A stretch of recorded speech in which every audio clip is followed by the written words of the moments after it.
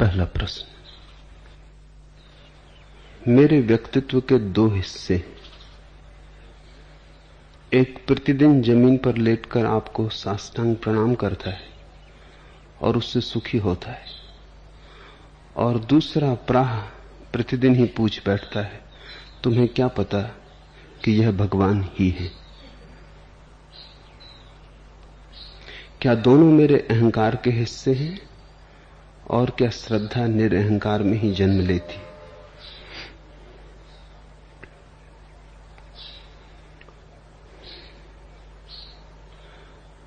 मन जहां तक है वहां तक द्वंद्व भी रहेगा।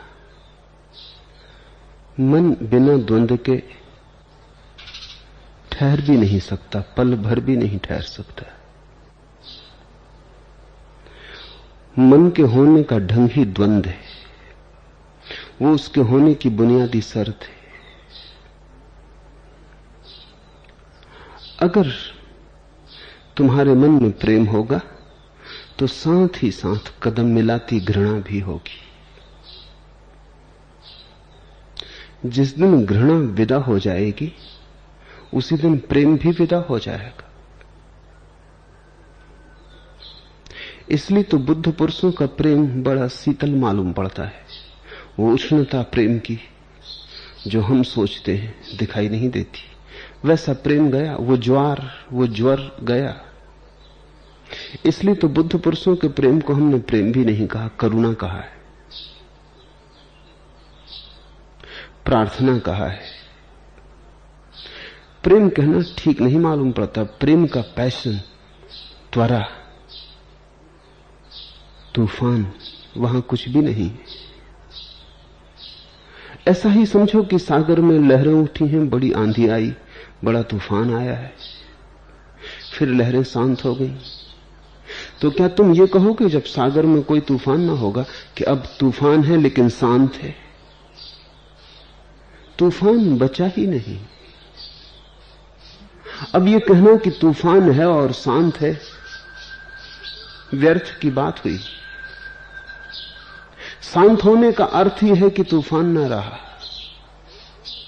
और जब सागर में तूफान उठता है तो अकेले सागर से नहीं उठता, हवाओं के थपेड़े भी चाहिए, आंधियां चाहिए। अकेले से कहीं तूफान उठे, दो चाहिए, द्वंद्व चाहिए, संघर्ष चाहिए। मन का सारा गुबार, मन की धूल के बवंडर द्वंद्व से उठते। एक तरफ प्रेम, पैर मिलाती चलती घृणा भी साथ है। हां, तुम भूल जाते हो, जब तुम प्रेम से भरते हो तुम घृणा को भूल जाते हो। जब तुम घृणा से भरते हो तुम प्रेम को भूल जाते हो, क्योंकि दोनों को एक साथ देखना तुम्हारी सामर्थ्य के बाहर है। जिस दिन दोनों को साथ देख लोगे दोनों से मुक्त हो जाओगे। एक तरफ श्रद्धा करते हो, दूसरी तरफ अश्रद्धा भी पलती है।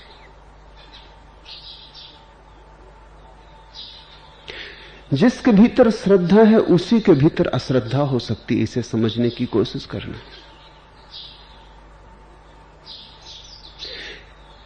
अगर कोई मेरे संबंध में अश्रद्धा से भरा है तो जान लेना कि कहीं पैर मिलाती श्रद्धा भी चलती होगी, उसने अभी देखी नहीं।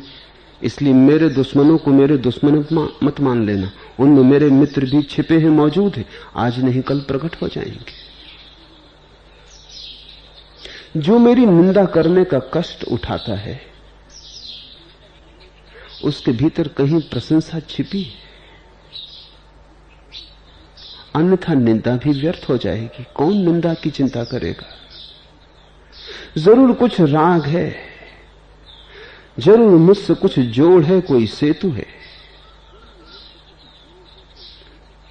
दुश्मन के भीतर मित्रता छिपी, मित्र के भीतर दुश्मनी छिपी। इसलिए तुम किसी को दुश्मन न बना सकोगे अगर तुमने मित्र न बनाया। मित्र बना के ही दुश्मन बना सकते हो। मित्रता पहला कदम है। तो तुम जब आदर से सिर झुकाते हो तभी तुम्हारे भीतर अनादर भी सिर उठा रहा है। ये साथ ही साथ घट रहा है। इसे तुम जिस दिन समझने लगोगे उस दिन तुम समझोगे ना तो श्रद्धा है मेरी ना अश्रद्धा है मेरी। उसी दिन तुम दोनों से मुक्त हो जाओगे, और उस दोनों से मुक्त हो जाने पर जो घटना घटती है वही समर्पण है। उस समर्पण की ऊंचाई श्रद्धा से बहुत ऊंची है, क्योंकि उस समर्पण में श्रद्धा भी पार हो जाती है, अश्रद्धा के साथ ही दोनों के क्षेत्र पीछे छूट जाते हैं। इसे हम कुछ और तरह से समझे। तुम मुझसे कहते हो मन अशांत है, शांत होना है। जहां अशांति है वहां शांत होने की आकांक्षा मौजूद हो जाती। तुम अशांत होते हो तो शांत होने की आकांक्षा साथ साथ बढ़ने लगी। जब तुम बहुत अशांत हो जाते हो तो तुम शांति की तलाश करते हो। शांति की तलाश अशांत लोग ही करते। जिस दिन तुम शांत हो जाओगे उस दिन एक नई बात तुम्हें समझ में आएगी, और वो ये होगी कि अब तुम अशांति से बहुत भयभीत हो जाओगे। पहले तुम कभी भयभीत ना थे। शांत होते से ही तुम पाओगे अशांति पास में खड़ी है और कभी भी दुर्घटना हो सकती। फिर तुम अशांत कभी भी हो सकते हो। जितने तुम शांत होने लगोगे उतने ही तुम घबराओगे कि ये अशांति तो करीब ही खड़ी है, ये कहीं से भी द्वार दरवाजे खोल के भीतर आ सकती है। तुम उतने ही भयभीत कंपित होने लगोगे। ये भी शांति कोई शांति हुई जिसके पास अशांति खड़ी। इसलिए फिर एक और शांति है जहां शांति भी नहीं होती और अशांति भी नहीं होती। उसको ही बुद्ध ने शून्य कहा है। शून्य शब्द बड़ा प्यारा है, बड़ा बहुमूल्य है। इससे बहुमूल्य कोई दूसरा शब्द नहीं। ब्रह्म भी इससे एक कदम पहले ही छूट जाता है। शून्य का अर्थ है द्वंद्व ना बचा। प्रेम और घृणा ने एक दूसरे को नकार दिया, शांति अशांति ने एक दूसरे को नकार दिया। दोनों की ऊर्जा टकरा गई और एक दूसरे की ऊर्जा को काट गई। तुम बचे अकेले, जहां कोई द्वंद्व ना रहा, निर्द्वंद दशा रही। उस निर्द्वंद दशा में सत्य का साक्षात्कार है। एकदम से तुम उसे साध भी ना सकोगे, ये मैं जानता हूं। पहले तुम्हें श्रद्धा साधनी होगी, अश्रद्धा से छूटना होगा। इतना ही सही कि अश्रद्धा तुमसे थोड़ी दूर हो जाए। अश्रद्धा का पैर जरा दूर दूर पड़ने लगे, श्रद्धा का पैर करीब पड़ने लगे, तो तुमने पहला कदम उठाया। अब जल्दी ही तुम्हें समझ आएगी कि श्रद्धा भी छोड़नी है। ऐसा ही समझो कि पैर में एक कांटा लगा है, तुम दूसरा कांटा उठा लेते हो इस कांटे को निकालने को। जब दोनों कांटे निकल आते हैं तो तुम क्या करते हो? जिस कांटे से तुमने कांटा निकाला उसे संभाल के रख लेते हो, उसकी पूजा करते हो, उसका गुणगान करते हो, उसके शास्त्र बनाते हो, स्तुति गाते हो। तुम उसे भी उसी कांटे के साथ फेंक देते हो जो गड़ा था, जो चुभा था, जिसने पीड़ा दी थी। उसी के साथ तुम उस कांटे को भी फेंक देते हो जिसने पीड़ा छीन ली। तुम दोनों ही कांटों से मुक्त हो जाते हो। अश्रद्धा का कांटा तुम्हारे मन में है, श्रद्धा के कांटे से निकालना है। इससे ज्यादा श्रद्धा का कोई उपयोग नहीं है। संदेह का कांटा तुम्हारे मन में है, श्रद्धा के कांटे से निकालना है। हिंसा का कांटा तुम्हारे मन में है, अहिंसा के कांटे से निकालना। फिर दोनों ही फेंक देने हैं। कहीं हिंसा का कांटा निकाल के अहिंसक होकर मत बैठ जाना, नहीं तो कांटे की पूजा शुरू हो गई। अब तुम उलझे, एक से क्या छूटे दूसरे से उलझे, कुएं से बचे खाई में गिरे। और दूसरा कांटा खतरनाक है, पहले से भी ज्यादा। थोड़ी अड़चन होगी समझने में, क्योंकि तुम्हें इस दूसरे कांटे का कोई अनुभव नहीं। पहले ने पीड़ा दी थी, दूसरे ने पीड़ा छीनी। लेकिन अगर इसने तुम्हें संभाल कर रख लिया, इसे अगर तुमने बहुत आदर दिया तो आज नहीं कल ये चुभेगा। पहला तो शायद पैर में चुभा था, दूसरा से हृदय में चुभेगा। इसे तुमने बहुत संभाल कर रख लिया, इसे तुमने हृदय के बहुत करीब ले लिया। ये तुम्हें भयंकर पीड़ा देगा। उपयोग श्रद्धा का जरूरी है, श्रद्धा की पूजा जरूरी नहीं। तो तुम अगर साष्टांग झुकते हो, शुभ है। इससे भी घबराने की कोई जरूरत नहीं कि भीतर संदेह खड़ा है। जब झुकते हो तब और भी स्पष्ट खड़ा हो जाता है, तब तुम्हारे भीतर का द्वंद्व साफ हो जाता है। एक साष्टांग पृथ्वी पर लेटा हुआ है और एक अकड़ के खड़ा हुआ है और देख रहा है कि ये लेटना, ये साष्टांग दंडवत, ये सब व्यर्थ है। पता भी है ये व्यक्ति भगवान है या नहीं। ये व्यक्ति भगवान है या नहीं, इससे कुछ लेना देना भी नहीं। ये बात असली मुद्दे की है भी नहीं। इससे तुम्हारा क्या प्रयोजन।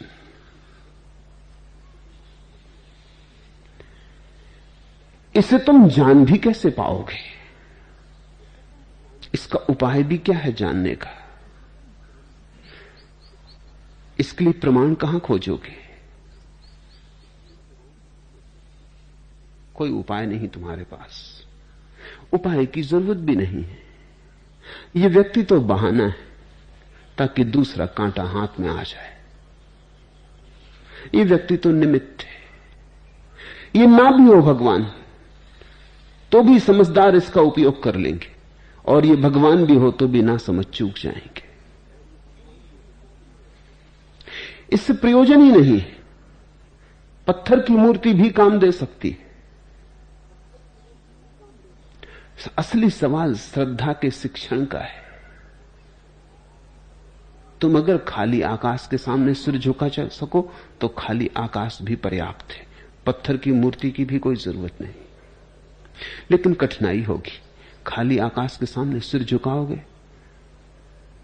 पागलपन मालूम पड़ेगा। वहां कोई भी तो नहीं। यहां कम से कम इतना तो है, कोई है।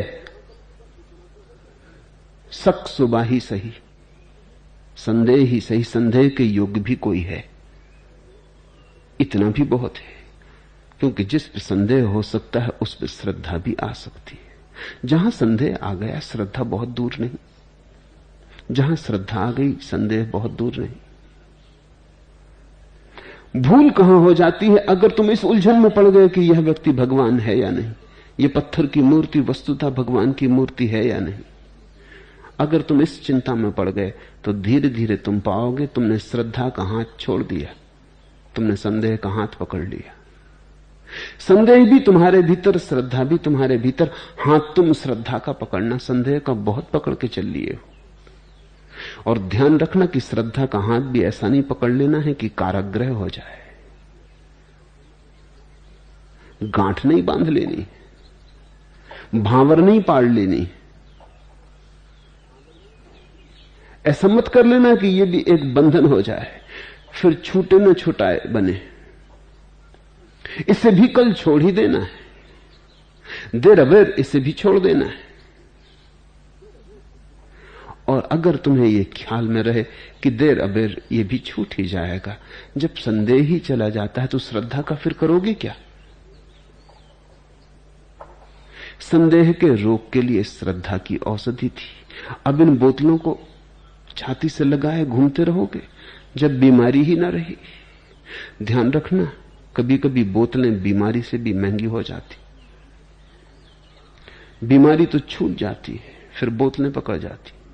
अब बोतलों के लिए घूमते हो। बुद्ध ने कहा है कुछ पागल नाव से नदी पार कर लेते हैं, फिर नाव को सिर पर रख के बाजार में घूमते। अब इन्हें कोई समझाए कि ये तुम क्या कर रहे हो, तो वो बड़ा तर्क देते हैं। वो कहते हैं इस नाव ने ही नदी पार करवाई, अब इस नाव को हम कैसे छोड़ सकते। इस नाव का इतना उपकार है हमारे ऊपर कि हम तो इसे सिर पे लेके चलेंगे। इससे तो बेहतर था कि वो नदी ही पार न करते, कम से कम बोझ से तो मुक्त थे, उस पार ही रहते। कम से कम चलने फिरने की तो स्वतंत्रता थी। अब तो चलने फिरने की स्वतंत्रता भी गई, ये बोझ नाव का, लेकिन नाव का इसमें कुछ कसूर नहीं। तुम्हारी पकड़ने की आदत पड़ गई। पकड़ने की आदत भर छोड़नी है और कुछ छोड़ने जैसा नहीं। पकड़ने की आदत भर छोड़नी है और कुछ त्याग करने जैसा नहीं है। वही नहीं छूटती। पाप छूट जाता है, पुण्य पकड़ जाता है। संदेह छूटता है, श्रद्धा पकड़ जाती है। निराशा छूटती है, आशा पकड़ जाती है। संसार छूटता है, मोक्ष पकड़ जाता है, लेकिन पकड़ जारी रहती। पकड़ ही संसार है। छोड़ दो, छोड़ के जियो, कुछ बिना पकड़े जियो। जो जानते हैं वो तो नदी में भी नाव का उपयोग नहीं करते। जो नहीं जानते वो बाजारों में नाव लेके सिर पे चलते हैं। जो जानते हैं वो तैर के ही पार हो जाते हैं, नाव की कोई जरूरत नहीं। उनके लिए इशारे काफी होते हैं। बुद्ध पुरुषों की अंगुलियां काफी होती हैं। उन इशारों से वो नाव बना लेते, उन इशारों की ही नाव बन जाती। कोई स्थूल नाव की जरूरत नहीं, संप्रदाय बनाने की जरूरत नहीं। धर्म काफी। धर्म और संप्रदाय का यही फर्क है। धर्म है मात्र इशारा, इंगित। संप्रदाय है बड़ी ठोस नाव। नाव भी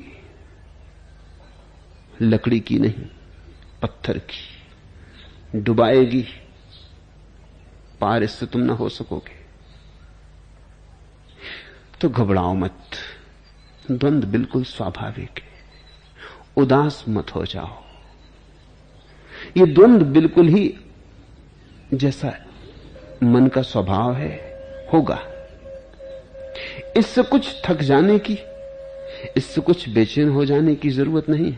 इसे समझ लो, समझ काफी है। नुजूम बुझते रहे, तीरगी उमड़ती रहे, मगर यकीने सहर है जिन्हें उदास नहीं। तारे बुझते रहे, अंधेरा बढ़ता रहे, लेकिन जिन्हें सुबह का भरोसा है उदास नहीं। नुजूम बुझते रहे, तीरगी उमड़ती रहे, मगर यकीने सहर है जिन्हें उदास नहीं।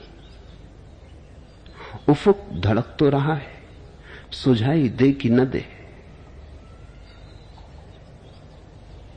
क्षितिज लाल होने लगा, सुर्ख होने लगा। सुझाई दे कि न दे, सुफुक उबल तो रही है। दिखाई दे कि न दे, लाली उमड़ तो रही है। सुबह करीब आती ही है। दिखाई दे कि न दे, सुना है 2 कदम आगे, महक रहे हैं चमन। सुना है, अभी तुमने सुना है, अभी मैंने कहा है, अभी तुमने देखा नहीं। स्वाभाविक है संदेह उठेगा। सुनी बात समझी बात तो नहीं हो सकती। सुनी बात जानी बात तो नहीं हो सकती। कान आंख तो नहीं है। सुना है 2 कदम आगे, महक रहे हैं चमन। वसंत आया है, फूल खिले हैं, बगीचे लहरा गए। 2 कदम आगे, 2 के आगे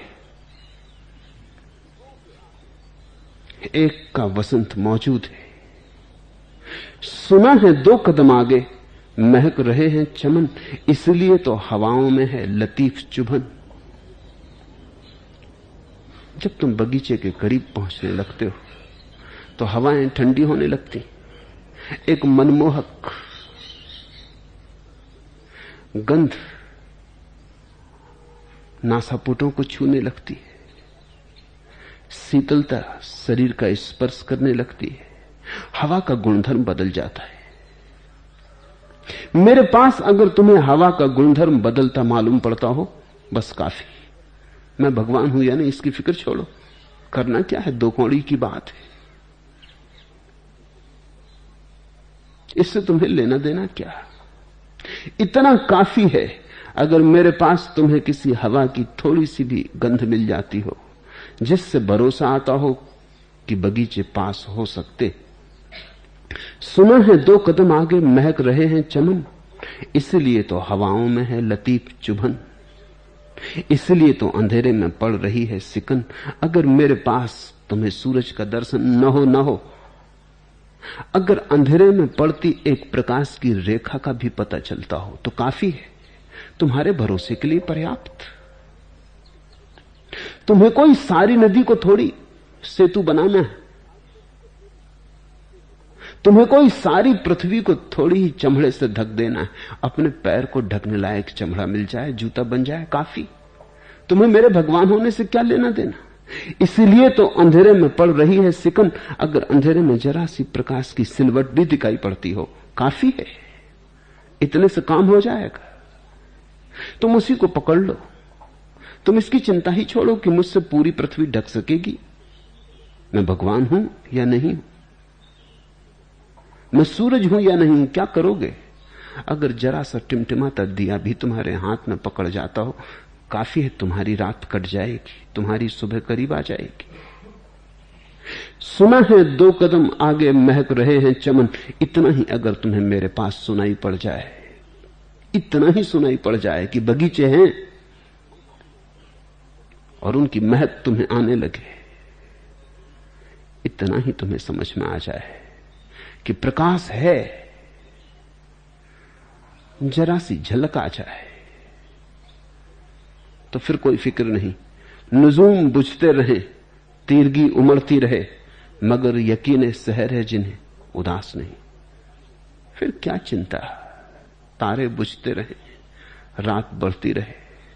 वो वस्तुतः जैसे ही रात और गहरी अंधेरी होती है, वैसे ही सुबह करीब आने लगता है।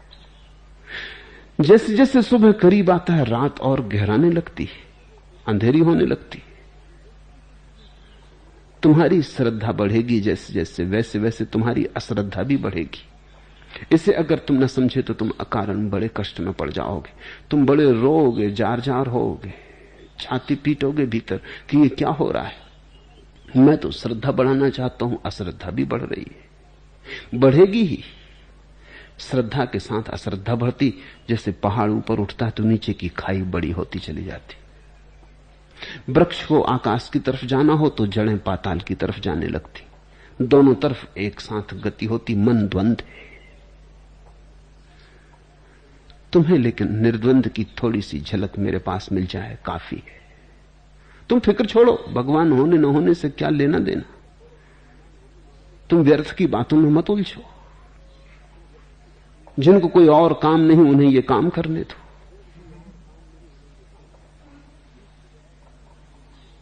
अभी तुम पहचान भी कैसे पाओगे? जब तक तुमने भगवान को भीतर नहीं देखा, तुम बाहर कैसे देख पाओगे? तुम्हारी मजबूरी मेरी समझ में आती। जब तक तुमने स्वयं को नहीं जाना, तुम मुझे कैसे जान पाओगे? तुम्हारे अंधेपन के प्रति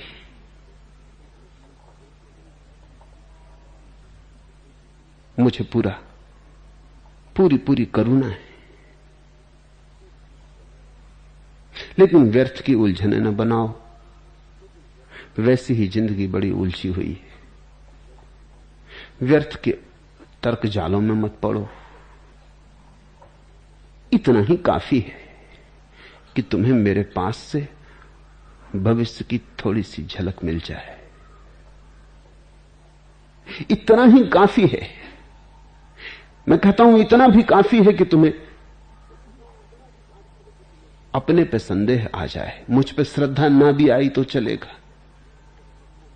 तुम्हें अपने पे संदेह आ जाए, इतना ही काफी है। इतने से काम हो जाएगा। कोई तलवार की जरूरत नहीं है। जहां सुई से काम चल जाए, वहां तलवार का करोगे भी क्या? मैं सुई ही सही, छोड़ो तलवार। लेकिन इतने से काम हो जाने वाला है, और जब काम हो जाएगा तो तलवार भी दिखाई पड़नी शुरू हो जाएगी। मुझे पता है तुम मुझे तभी समझ पाओगे जब तुमने स्वयं को समझ लिया होगा। मैं तुम्हारा स्वयं होना हूं। भगवान का और कोई अर्थ नहीं होता। भगवान का कुल इतना ही अर्थ होता है, जिसने उसे जान लिया जो सबके भीतर है। जिसने ये जान लिया कि मैं नहीं हूं वही है। जो मिट गया वही भगवान है, जो है वो भगवान नहीं। मैं एक अनुपस्थिति हूं, एक शून्य। उस शून्य से तुम अगर थोड़ा सा राग बना लो, श्रद्धा, तो उस शून्य के पार देखने की क्षमता तुम्हें आ जाएगी। वो शून्य तुम्हारे लिए खिड़की बन सकता है।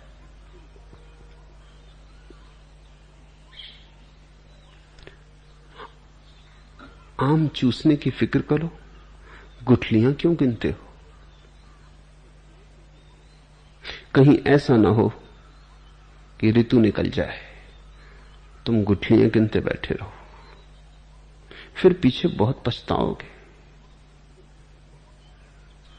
कहीं ऐसा ना हो कि मेहमान जा चुके तब तुम्हारी समझ में आए, तब पीछे बहुत पछताओगे। लेकिन मन की हालत ही यही कि वो पीछे पछताता है, रोता है, मौजूद को खोता है, जा चुका उसके लिए रोता है, जो है उसे देखने में असमर्थ, जो नहीं हो जाता है उसकी याद में बड़े मजार बनाता है, चिराग जलाता है।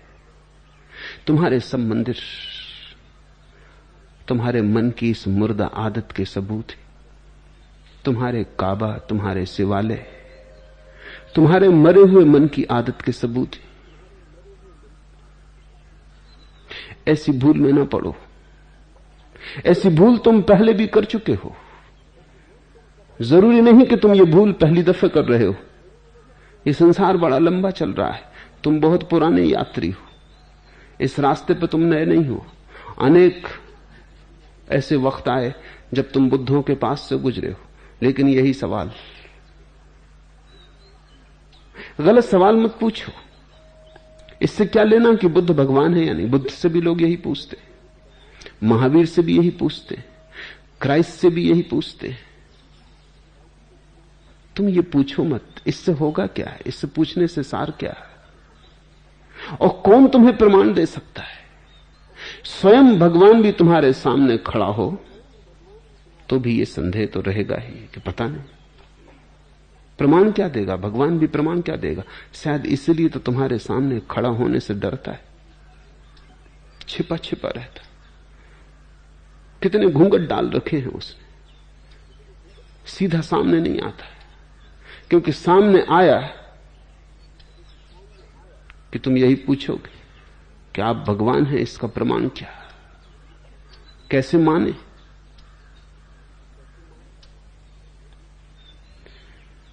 जरूरत ही क्या है, मानने का कोई सवाल नहीं है। तुम्हारे भीतर एक कांटा है संदेह का, उसे देखो। इससे निकालने के लिए जहां भी तुम्हारी श्रद्धा को आश्रय स्थल मिल जाए, सरल मिल जाए, उसका उपयोग कर लो। दूसरा प्रश्न, आपके कल के प्रवचन ने मुझे बहुत गहराई तक छू लिया। यह वचन कि मछलियां भी आटे में छिपे कांटे को समझ गई, पर मनुष्य नहीं समझा, मुझे झकझोर गई। उसने सोचने को मजबूर किया कि मैं एक व्यर्थ जीवन जी रहा हूं और कोल्हू के बैल की भांति चक्कर लगा रहा हूं। इस एहसास के लिए मेरे प्रणाम लें और आशीष दें कि मैं होशपूर्वक जी सकूं।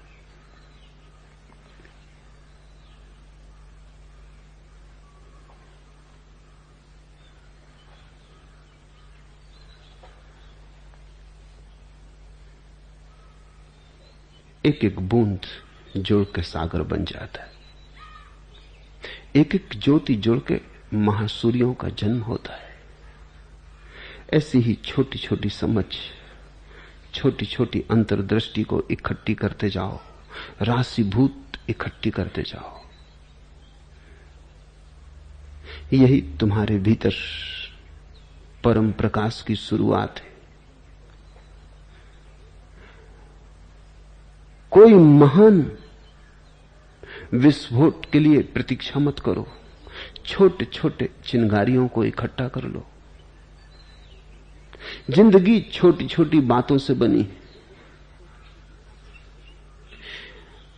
जिंदगी बहुत बड़ी बातों का नाम नहीं है। बड़ी बातों की आकांक्षा भी अहंकार की आकांक्षा है। लोग प्रतीक्षा करते हैं कुछ बड़ा घटे, वही चूक जाते। शुभ हुआ। अगर होश से मुझे सुनोगे तो धीरे धीरे ऐसी अंतर्दृष्टि रोज रोज इकट्ठी होने लगेगी, सघन होने लगेगी। ऐसे ही कोई समाधि की तरफ गतिमान होता है। ये जो मैं तुमसे कह रहा हूं, ये तुम्हारे मनोरंजन के लिए नहीं। ये जो मैं तुमसे कह रहा हूं, तुम्हारे बुद्धि के संग्रह के लिए नहीं। ये जो मैं तुमसे कह रहा हूं, तुम बड़े ज्ञानी हो जाओ, पंडित हो जाओ, इसके लिए नहीं। तुम रूपांतरित हो सको। लेकिन उतनी बात मेरे कहने से ही नहीं होगी, तुम्हारे समझने से भी होगी। मेरा कहना आधा है। एक हाथ मैं बढ़ाता हूं, एक हाथ तुम भी बढ़ाओ तो मिलन हो जाए। मैं कहे चला जाऊं और तुम्हारे भीतर कुछ भी अंतर्दृष्टि न जगे तो तुम्हारा हाथ तो बढ़ता नहीं, मेरा हाथ बढ़ा रहेगा। उससे कुछ मेल नहीं होने वाला है। तुम भी उठो और थोड़े जगो। और ऐसी ही थोड़ी थोड़ी करवटें, ऐसी ही थोड़ी थोड़ी आंख का खुलना, ऐसा ही थोड़ी थोड़ी झलक का आना मार्ग बन जाता है। शुभ हुआ। अगर इतना भी ख्याल में आ जाए कि मैं जो जीवन जीता रहा हूं अब तक वो व्यर्थ है, तो बड़ी क्रांति घट गई। और है क्या जानने को? यही जानना है कि जो मैं जी रहा हूं वो व्यर्थ है। जैसे ही तुम्हें यह दिखाई पड़ना शुरू हो जाए कि तुम जो जी रहे हो वो व्यर्थ है, वैसे ही तुम्हारे पैर ठिठक जाएंगे। ये यात्रा बंद हुई, क्योंकि व्यर्थ को कोई जान के तो कर नहीं सकता। व्यर्थ भी होता है इसी मान्यता में कि सार्थक है। गलत भी चलता है इसलिए कि ठीक दिखाई पड़ता है, मालूम तो होता है कि ठीक है। किसी आदमी ने गलत को गलत जानकर कभी नहीं किया, व्यर्थ को व्यर्थ जानकर कोई कभी भटका नहीं। जैसे ही तुम्हें पता चल जाए कि ये रास्ता तो कहीं ले जाता नहीं, फिर भी तुम चलते रहोगे, तुम तत्क्षण ठहर जाओगे। तुम कहोगे अब चाहे ठीक रास्ता ना भी पता हो तो इतना तो पता हो गया कि गलत है, इसमें न चलें, कम से कम बैठ के विश्राम ही कर लें, जब ठीक मिलेगा तब चल लेंगे, लेकिन गलत पर तो और न चलें, क्योंकि जितने गलत पे चलते जाएंगे उतना ही पीछे लौटना पड़ेगा। तुम्हारे जीवन में एक ठिठकने की घटना घट जाए, आधी क्रांति हो गई। और समझना इसको, जिसको समझ में आ गया गलत क्या है, ज्यादा देर न लगेगी उसे समझने में कि ठीक क्या है। गलत को गलत जानने में भी ठीक की झलक तो आ गई।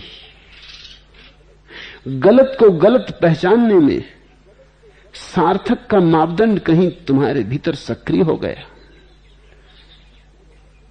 अंधेरे को जिसने अंधेरा जान लिया, उसे प्रकाश से थोड़ी न थोड़ी संगति बैठ गई, एक झलक मिल गई, एक किरण मिली हो भला, पर मिली।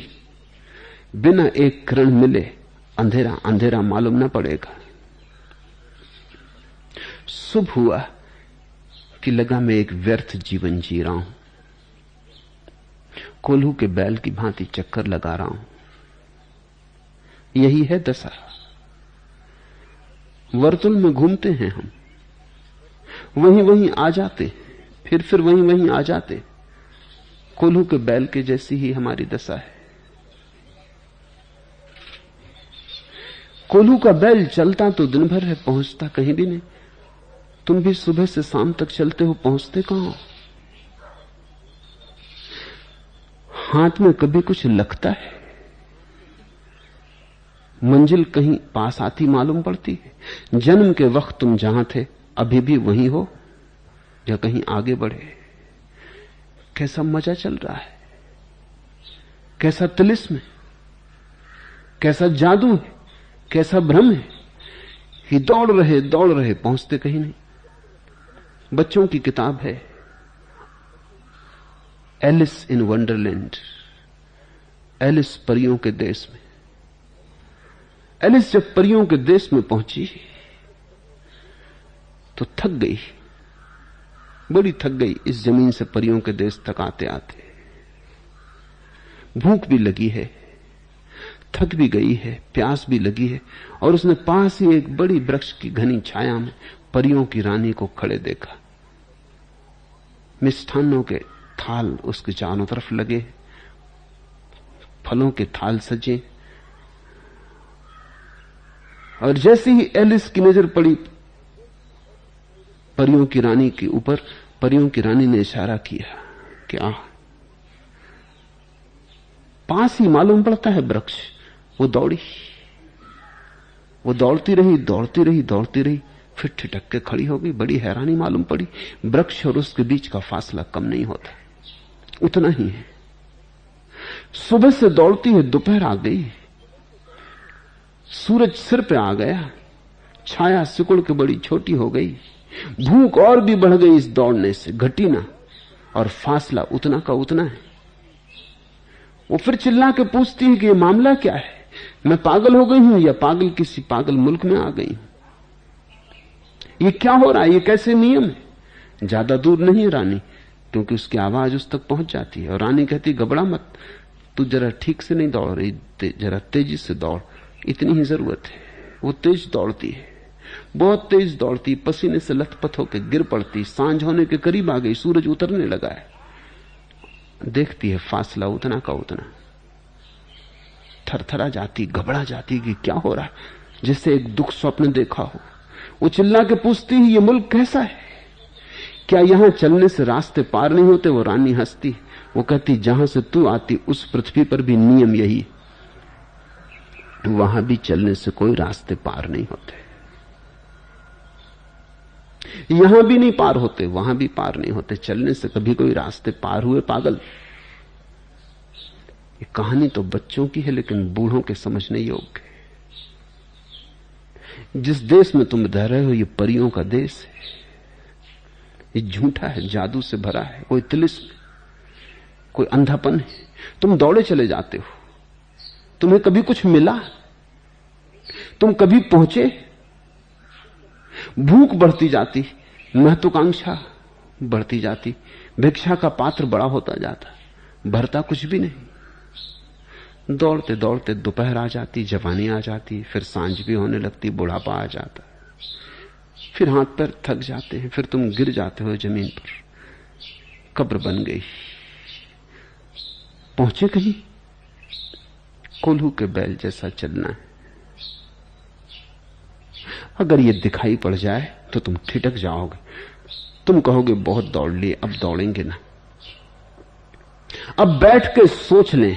उसी को हम ध्यान कहते हैं कि अब बैठ के फिर से पुनर्निरीक्षण कर लें, अब पूरे जीवन का फिर से मनन कर लें, अब पूरे जीवन को फिर से दृष्टिपात कर लें, फिर से निरीक्षण कर लें कि जो अब तक किया इसमें कुछ सार है। अगर ये सब असार की तरह खो गया, रेत पर बनाए गए घरों की तरह गिर गया, पानी पर खींची गई लकीरों की तरह मिट गया, उसी दिन खोज शुरू हो जाती है उसकी जो शाश्वत है। एस धम्मो सनातनो, उस शाश्वत की तरफ यात्रा शुरू होती है जब जीवन की क्षणभंगुरता और व्यर्थता दिखाई पड़ती है। शुभ हुआ, घबराना मत, क्योंकि इस घड़ी में घबराहट पकड़ेगी। जब सारा जीवन व्यर्थ मालूम पड़ता है, सब सोच समझ विक्षिप्तता मालूम होती है, किया धरा सब मिट्टी हो गया होता है, इतना श्रम किया, इतने भवन बनाए, सब गिर गए होते हैं, तो अचानक एक घबराहट पकड़ती।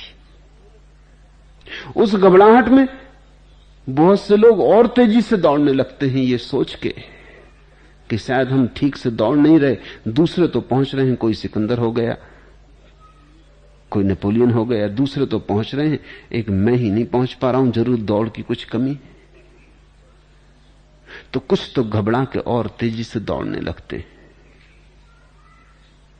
ऐसी गलती मत करना, क्योंकि तेज दौड़ने से कोई संबंध ही नहीं पहुंचने का। धीमे दौड़ो कि तेज दौड़ो, दौड़ने से कुछ लेना देना नहीं पहुंचने का। पहुंच तुम नहीं सकते, क्योंकि पहुंचने की जगह भीतर है। दौड़ के तुम कैसे भीतर पहुंच सकते हो? भीतर तो कोई रुक के पहुंचता है, दौड़ के कैसे पहुंचेगा? सोच के तुम थोड़ी भीतर पहुंच सकते हो। सोचना यानी मन का दौड़ना। सोच रुक जाता है तो तुम भीतर पहुंचोगे। सोच का रुक जाना यानी ध्यान। महत्वाकांक्षाओं से तुम कैसे पहुंचोगे? निर्वासना से कोई पहुंचता है। सार की बात इतनी है कि ठहर के कोई पहुंचता है। तेज दौड़ने का कोई संबंध नहीं। तेज दौड़ के तुम जल्दी थक जाओगे। तेज दौड़ के कब्र जल्दी करीब आ जाएगी। तेज दौड़ के तुम 1000 तरह के रोग इकट्ठे कर लोगे, पहुंचोगे नहीं।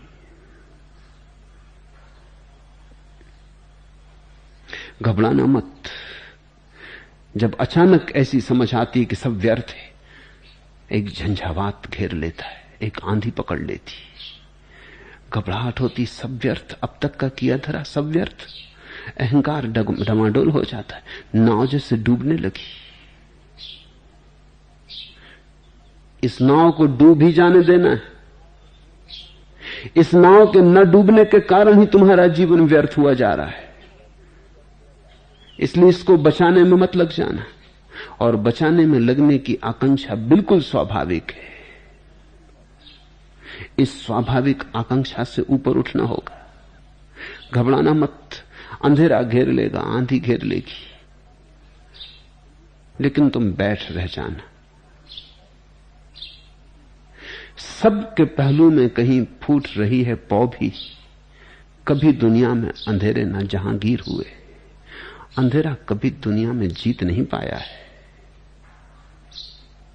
कभी अंधेरा जहांगीर नहीं हुआ है कि सारे दुनिया का मालिक हो गया हो। अंधेरे के भीतर ही सुबह छिपी है और फूटने के करीब है, फूट रही। अंधेरा सुबह का गर्भ है। अंधेरी रात सुबह की मां है। सबके पहलू में कहीं फूट रही है पौ भी। घबराओ मत। ये जो अंधेरा तुम्हें घेर लेगा व्यर्थता के बोध में, इसी के भीतर छिपी कहीं सुबह तैयार हो रही। ताजी सुबह आने के करीब है। कभी दुनिया में अंधेरे ना जहांगीर हुए। अंधेरा आता है, जाता है। घबराना मत। और बड़ा अंधेरा घेर लेता है जब जीवन की व्यर्थता मालूम होती। इस घड़ी में सद्गुरु की जरूरत है, जो तुम्हें कहे घबराओ मत, सुबह करीब है। जो तुम्हें कहे कभी दुनिया में अंधेरे न जहांगीर हुए।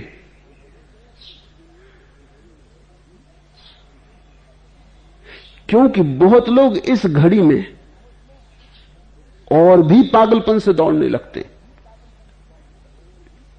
सोच के कि शायद दौड़ने में कमी रह गई है, सोच के कि शायद तर्क करने में कमी रह गई, और तर्क करने लगते हैं। सोच के कि यह कैसे हो सकता है कि मैं और सदा से व्यर्थ, और भी अपनी सुरक्षा में लग जाते, और भी अपने चारों तरफ तर्क जाल खड़ा कर लेते और कहते नहीं यही ठीक है। बहुत लोगों को मैं जानता हूं जो मेरे पास आने से डरते, क्योंकि उन्हें भी दिखाई तो पड़ता है, कहीं से खबर तो आती लगती है कि जैसा चल रहे हैं वो व्यर्थ है, लेकिन मानने की हिम्मत नहीं, कमजोर हैं, कायर हैं। और कायर मानता नहीं कि कायर है, तो वो दूर रहने के कारण जुटाता है। वो कहता है वहां कुछ भी नहीं, जाने से सार क्या। ऐसा करके अपने को भुलावा देता है, ताकि इस मान्यता में जी सके कि मैंने जो किया है व्यर्थ ही नहीं है, सार्थक है। अहंकार विपरीत है व्यर्थता के बोध के, क्योंकि व्यर्थता अगर जीवन में है तो अहंकार गया, गिरा। अहंकार के लिए सहारे चाहिए कि हम जो कर रहे हैं बड़ा सार्थक है। अहंकार को न केवल यह सहारा चाहिए कि हम जो कर रहे हैं सार्थक है, यह भी सहारा चाहिए कि वो परम अर्थों में सार्थक है, आत्यंतिक अर्थों में सार्थक है। एक आदमी धन कमाता है, इकट्ठा करता है धन, कभी ना कभी उससे दिखाई पड़ता है कि तो सब व्यर्थ हो गया, ये ठीक रहे मैंने इकट्ठे कर लिए, इनका कोई मूल्य नहीं, तो घबरा के दान करने लगता है, पुण्य करने लगता है। जिन ठीकरों से यहां कुछ न मिला, अब सोचता है परलोक में कुछ मिल जाए, मगर ठीकरे वही है। अब तुम थोड़ा सोचो, जो यहीं व्यर्थ सिद्ध हुए वो वहां कैसे सार्थक हो जाएंगे? जो यहां तक सार्थक सिद्ध न हुए वो परलोक में कैसे सार्थक हो जाएंगे? संसार में भी जिनके द्वारा धोखा हुआ, अब तुम परमात्मा में भी उन्हीं के द्वारा धोखा खाना चाहते हो। ध्यान रखना, घबरा मत जाना।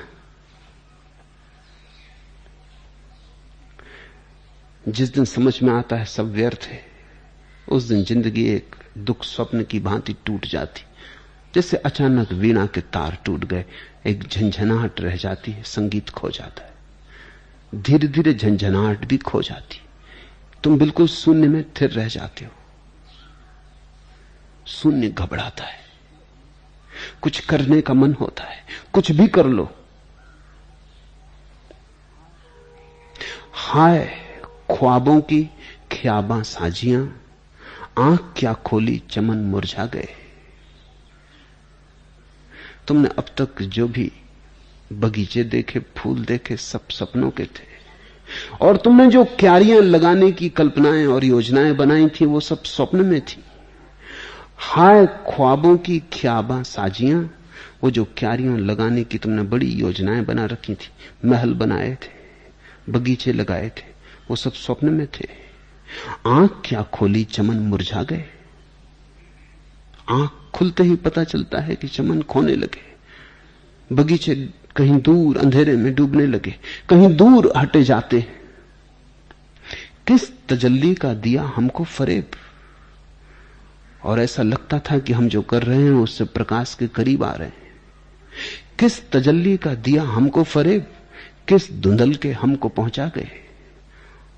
सपनों ने कैसा धोखा दिया, आशा बंधाई प्रकाशों की और अंधेरों में पहुंचा गए। किस तजल्ली का दिया हमको फरेब, किस धुंधल के हमको पहुंचा गए। घबराहट पकड़ेगी, हाथ पैर कब जाएंगे, प्राण कब जाएंगे। पश्चिम में डेनमार्क में एक बहुत प्रसिद्ध विचारक हुआ, सोरेन किरकेगार्ड। उसने कहा है इसी घड़ी में मनुष्य जीवन की सबसे बड़ी चिंता पैदा होती, और चिंताएं तो सब साधारण। पत्नी बीमार है, चिंता होती है, बच्चा बीमार है, चिंता होती है, दुकान डूबी जाती है, दिवाला निकलता है, चिंता होती है, खुद का बुढ़ापा आता है, चिंता होती है। माना चिंताएं हैं हजार, लेकिन सोरेन किरकेगार्ड ने कहा है वो चिंताएं हैं, चिंता नहीं। असली चिंता तो तब पकड़ती जब तुम्हें अचानक लगता कि पैर के नीचे से जमीन खिसक गई। हाय ख्वाबों की ख्याबा साजियां, आंख क्या खोली चमन मुरझा गए। किस तजल्ली का दिया हमको फरेब, किस धुंधल के हमको पहुंचा गए। तब चिंता पकड़ती। यही चिंता या तो पागलपन बन सकती है या बुद्धत्व का जन्म। ये चिंता चौराहा है। इस चिंता से एक राह तो पागलपन की तरफ जाती है कि तुम इतने घबरा जाओ, कि तुम इतने घबरा जाओ कि संभल ना सको, कि तुम टूट जाओ, बिखर जाओ, कि अहंकार के गिरने के कारण, टूटने के कारण तुम फिर अपने को वापस खड़ा ना कर पाओ। बहुत लोग पागल हो जाते। इसलिए सद्गुरु का, जिसको बुद्ध ने कल्याण मित्र कहा है, बड़ा अर्थ है। ऐसी घड़ी में जब तुम गिरने के करीब आ जाओगे, किसी का हाथ चाहिए जो तुम्हें संभाल ले, किसी का हाथ चाहिए जो तुमसे कहे घबराओ मत, जो था वो व्यर्थ हुआ। इससे ये मत सोचो कि सभी व्यर्थ है, सार्थक मौजूद है। और ये शुभ घड़ी है, मंगल घड़ी है। शुभाशीष समझो, कृतज्ञ हो कि परमात्मा ने आधी मंजिल तो पूरी कर दी, दिखा दिया व्यर्थ क्या है। अब एक पर्दा और उठने को है और सार्थक भी प्रकट हो जाएगा। अन्यथा आदमी पागल हो जाता है। बहुत से धार्मिक व्यक्ति पागल हो जाते। बिना कल्याण मित्र के रास्ते पर चलना खतरनाक हो सकता है। तुम पता संभल पाओ ना संभल पाओ।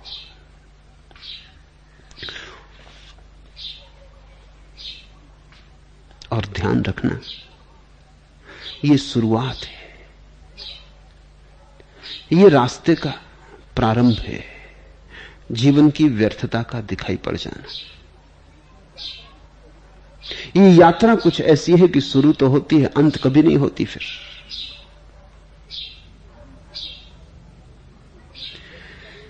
जीवन की व्यर्थता दिखाई पड़ती है, इसके बाद उस जीवन का अनुभव होना शुरू होता है जो परम सार्थक है। लेकिन वो जीवन विस्तीर्ण है, विशाल है, उसका कोई और छोर नहीं। तुम उसमें डूबोगे, खो जाओगे, अंत न पाओगे। तुम उसमें मिटोगे, शून्य हो जाओगे। तुम उसे जानोगे तो, लेकिन पूरा पूरा कभी न जान पाओगे। जैसे पक्षी क्या पंखों से आकाश की परिभाषा कर सकेगा? उड़ तो लेता है, जान तो लेता है, लेकिन पंख क्या परिभाषा कर सकेंगे आकाश की? और ये यात्रा अंतहीन है। इसलिए तो हम परमात्मा को अनंत कहते हैं। संसार की सीमा है, क्योंकि एक न एक दिन व्यर्थ का अनुभव समझ में आ जाता, उसी दिन सीमा आ जाती। परमात्मा की कोई सीमा नहीं, उसकी सार्थकता का कोई अंत नहीं है। सार्थकता और सार्थकता और सार्थकता, शिखर पर शिखर खुलते चले जाते। कितनी दिलचस्प और पुरसकूं है यह रह गुजर जिसकी इंतहा ही नहीं। अपूर्व है ये रास्ता, अद्भुत है ये मार्ग, अनंत आनंदों से भरा है ये मार्ग, बड़ी शांति से, शांति के मेघों से ढका है ये मार्ग। कितनी दिलचस्प और पुरसकूं है यह, कितना मनमोहक, कितना आह्लादकारी और कितना शांतिदायी। रह गुजर जिसकी इंतहा ही नहीं, ऐसी राह है जो शुरू तो होती है लेकिन समाप्त नहीं।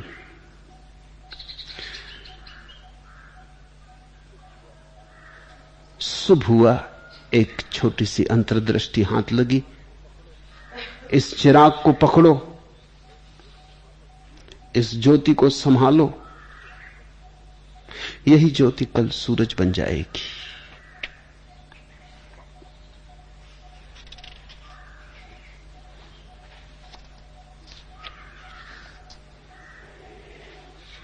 तीसरा प्रश्न, क्या अभिव्यक्ति मात्र मर्यादा नहीं है?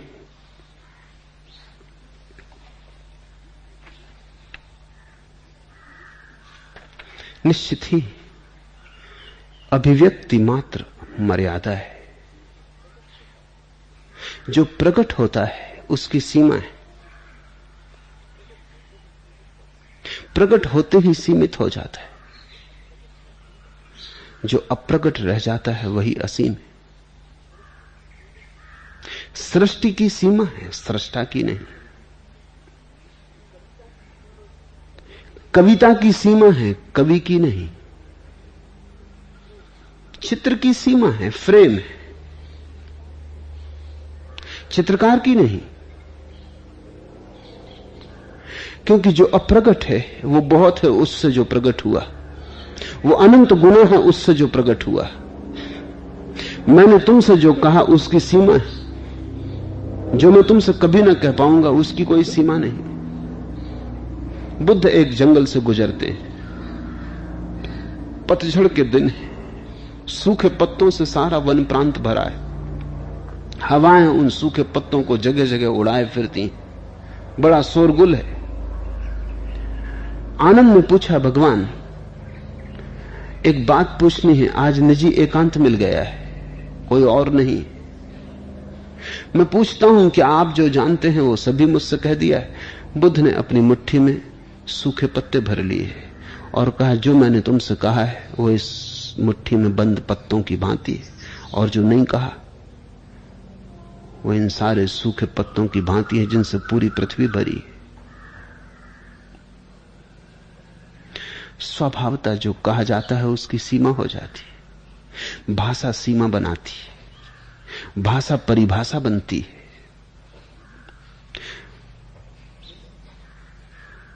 जो नहीं कहा जाता,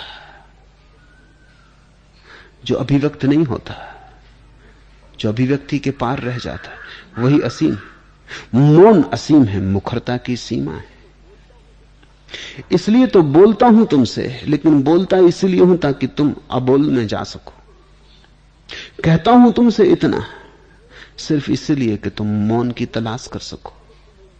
मेरे बोलने से अगर तुम्हें मौन का थोड़ा सा स्वाद आ जाए, मेरे बोलने से अगर तुम्हें शून्य का थोड़ा सा रस लग जाए, बस प्रयोजन पूरा हो गया। ये अंगुली उठाता हूं आकाश की तरफ, ये अंगुली आकाश नहीं है, ये अंगुली तो बड़ी सीमित है।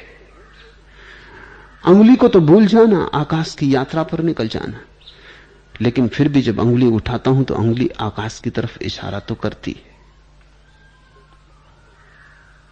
मैं चुप भी हो जाऊं, चुप बैठ जाऊं, तो तुम समझ ना पाओगे, तब उंगली भी आकाश की तरफ ना उठेगी। बोल बोल के भी तुम नहीं समझ पाते हो, कह कह के भी तुम्हें पहुंच नहीं पाता। बिना बोले तो तुम्हारे लिए बात बिल्कुल ही अबूझ हो जाएगी, बेबूझ हो जाएगी। बोलता हूं ताकि तुम्हारी समझ से थोड़ा सेतु बन सके, लेकिन सेतु बनते ही सारी चेष्टा यही है कि तुम्हें समझ के पार ले जाना। तुम पे निर्भर है मैं जो कह रहा हूं, जो शब्द मैं तुमसे कह रहा हूं, अगर तुम समझ लो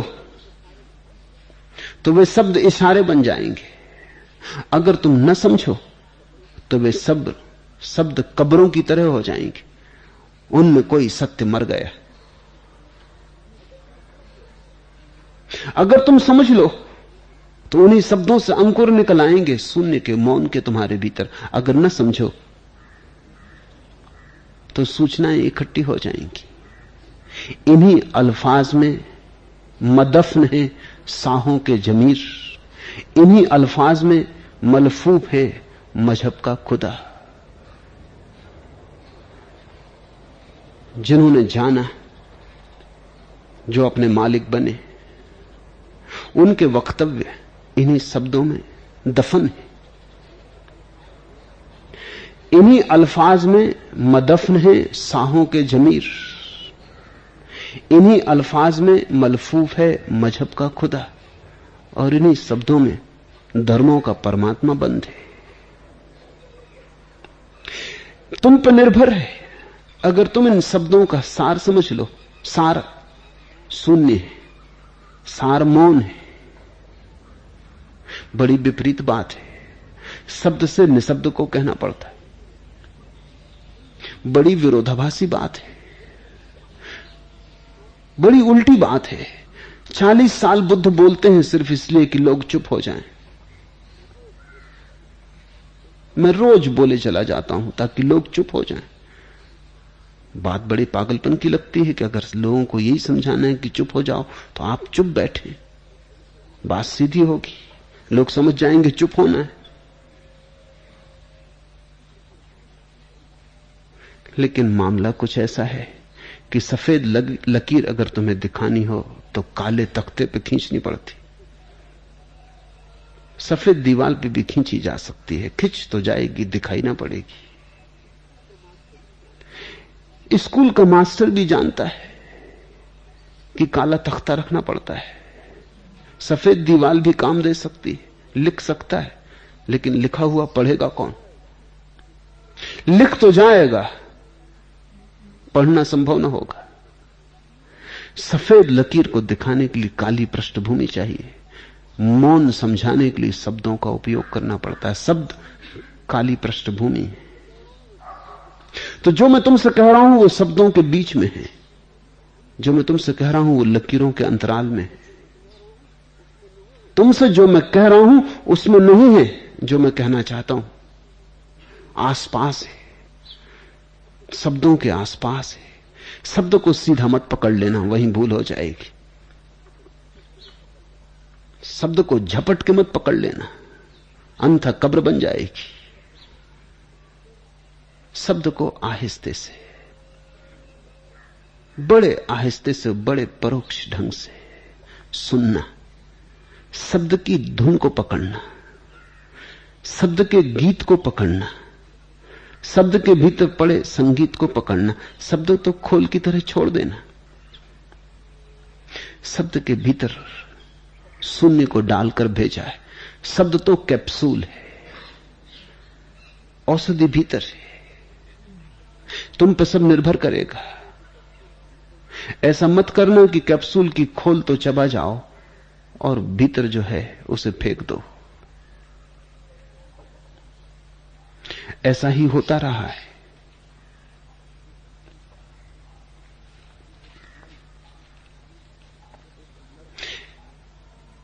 एक हर्फ एक तवील हिकायत से कम नहीं। एक छोटे से अक्षर में सब कुछ समाया हो सकता है। एक लंबी बात कही गई हो सकती है। एक हर्फ एक तवील हिकायत से कम नहीं। एक बूंद एक बहर की वुसअत से कम नहीं। एक छोटी सी बूंद में पूरा सागर छिपा है। सागर की पूरी विशालता छिपी। अगर तुमने बूंद को जान लिया तो सागर को जान लोगे। बूंद को जानने के बाद सागर में जानने को बचता क्या है? जो बूंद में बड़े छोटे रूप में है वही सागर में बड़े रूप में है। निकले खुलूस दिल से अगर वक्त नीम सब, एक आह एक सदी की इबादत से कम नहीं। एक आह एक सदी की इबादत से कम नहीं। ठीक सम्यक ढंग से एकांत में, मौन में, आधी अंधेरी रात में निकले खुलूस दिल से अगर वक्त नीम सब, जब सारा जगत सोया हो, किसी को पता भी ना चले, क्योंकि आदमी बड़ा प्रदर्शनवादी है।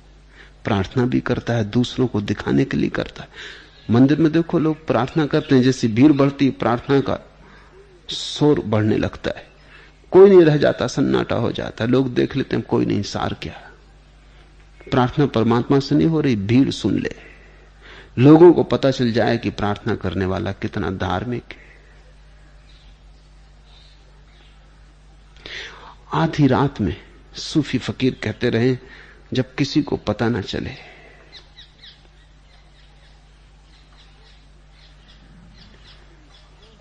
चुपचाप एक आह भी, एक आह एक सदी की इबादत से कम नहीं। 100 साल की गई प्रार्थनाएं एक छोटी सी आह में समा सकती। अमेरिका से एक सत्य का खोजी भारत आया था। वो एक सूफी फकीर की तलाश कर रहा था। कहीं से सुराग मिल गया था, लेकिन सूफियों का पता लगाना जरा कठिन होता। ढाका के आसपास कहीं फकीर है, ऐसा सुन के वो ढाका पहुंचा। टैक्सी की टैक्सी वाले से पूछा कि इस फकीर को जानते हो? उसने कहा कुछ कुछ। पहुंचा दोगे उसके पास? उस टैक्सी वाले ने कहा बहुत कुछ तुम पे निर्भर करता है, मुझ पे नहीं। ये थोड़ा चौंका, बात बड़ी सूफियाना मालूम पड़ी। पहले तो कहा कुछ कुछ, फिर कहा कि तुम पे निर्भर करता है, मेरी तरफ से पूरी कोशिश करूंगा। टैक्सी में बैठा, यह आदमी कुछ अजीब सा मालूम पड़ा। रास्ते में उसने पूछा कि क्या तुम भी किसी सूफी के शिष्य हो? तुम्हारे पास हवा में थोड़ी इबादत है।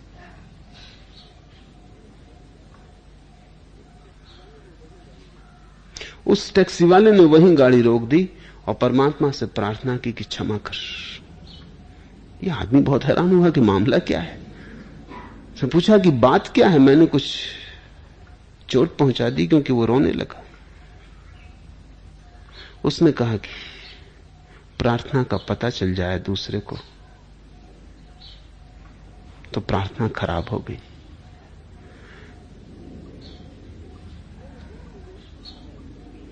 मेरे गुरु ने यही सिखाया है, भीतर गुनगुनाना। तुम्हें कैसे पता चल गया? लेकिन जब कोई प्रार्थना भीतर गुनगुनाता है तो उसके आसपास की हवा बदल जाती। जब कोई परमात्मा की याद से भीतर भरा होता है तो उसके आसपास की हवा में गंध होती, एक सुवास, एक ताजगी, जैसे कमल खिल रहे हों भीतर। दिखाई तो नहीं पड़ते दूसरे को, लेकिन अगर दूसरे ने भी प्रार्थना की हो, थोड़ी भी प्रार्थना की, रस्म भी अदा की हो, बहुत गहरे ना भी गया हो, उपचार भी पूरा किया हो, थोड़ा बाहर बाहर से भी पहचान बनाई हो, तो भी उसकी समझ में आ जाएगा। उसने कहा ड्राइवर ने कि भूल हो गई, आपको पता चल गया, जरूर कहीं न कहीं छिपा हुआ अहंकार होगा। निकले खुलूस दिल से अगर वक्त नीम सब आधी रात, अगर हृदय से भरी हुई आह, एक आह एक सदी की इबादत से कम नहीं। जो मैं तुमसे कह रहा हूं छोटे छोटे शब्द हैं, जो मैं तुमसे कह रहा हूं उसकी सीमा है, लेकिन जो मैं तुमसे कहना चाहता हूं उसकी कोई सीमा नहीं। तुम मेरे शब्दों को बहुत जोर से मत पकड़ लेना, अन्यथा उनके प्राण निकल जाएंगे। तुम उन्हें अपने भीतर तो उतरने देना, मुट्ठी मत बांधना, क्योंकि शब्द मर जाते हैं बड़े जल्दी। शब्द बड़े कोमल हैं, बड़े नाजुक हैं, बहुत हिफाजत करना। तुम्हारे विचारों की भीड़ में मेरे शब्द न खो जाएं, अन्यथा तुम्हारे विचार इसके पहले कि वे तुम तक पहुंचे उन्हें नष्ट कर देंगे। तुम्हारे तर्क से मेरे विचार न टकरा जाएं, अन्यथा तुम्हारा तर्क उन्हें खंड खंड कर देगा। तुम जरा मुझे जगह दो, तुम जरा हट के खड़े हो जाओ, तुम जरा तुमसे ही हट के खड़े हो जाओ, ताकि मैं सीधा सीधा चुपचाप तुम्हारे भीतर आ जाऊं। माना ये शब्द बड़े छोटे, जैसे छोटे छोटे बीज, पर अगर तुमने इनको भूमि दे दी, थोड़ी नम आंसुओं से गीली जगह दे दी, तो मुझे पक्का पता है तुम एक बड़ी उपजाऊ जमीन अपने भीतर लिए चल रहे हो। बड़ी संभावनाएं, परमात्मा तुम्हारी संभावना है, अब और बड़ी संभावना क्या होगी? ठीक है, अभिव्यक्ति की तो मर्यादा है, होगी ही।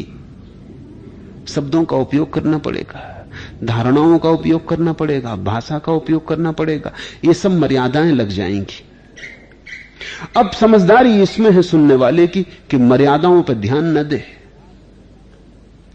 वो जो अमर्याद मर्यादा के भीतर से बहने की चेष्टा कर रहा है उस पर ध्यान दे। नदी को देखना, किनारों को मत देखना। किनारों में तो सीमाएं, नदी असीम की तरफ बही जा रही है। नदी हमेशा सागर की तरफ उन्मुख है, किनारों में बंधी कहां है? किनारों के बीच है माना, किनारों में बंधी कहां है? जो मैं कह रहा हूं शब्द किनारे, उनके सहारे के बिना नदी सागर तक भी न पहुंच पाएगी। उनका सहारा चाहिए, तुम तक न पहुंचा सकूंगा अन्यथा। इसलिए बोले चला जाता हूं,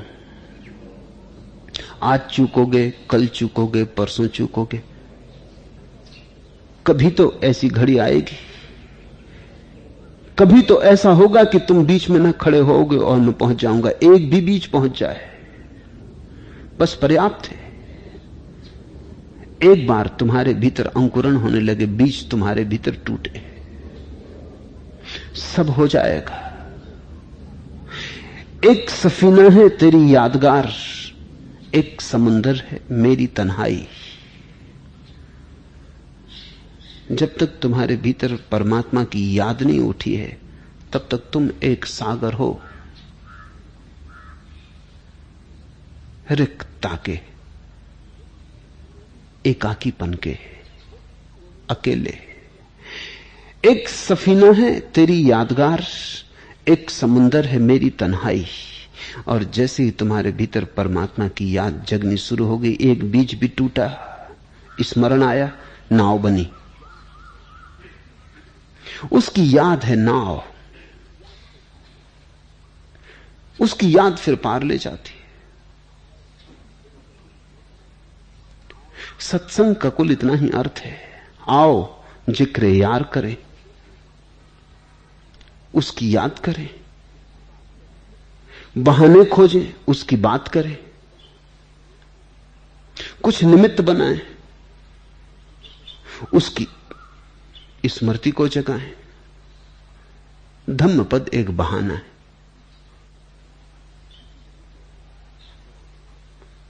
गीता एक बहाना है, कुरान एक बहाना है। किसी बहाने से ही आओ जिक्र यार करें, उस प्यारे की याद करें। पर लोग बड़े पागल हैं। अगर मैं महावीर के वचनों पे बोलता हूं, जैन सुनने आ जाते। जिक्र यार से कुछ लेना देना नहीं। अगर बुद्ध वचनों पे बोलता हूं, वो नदारत हो जाते।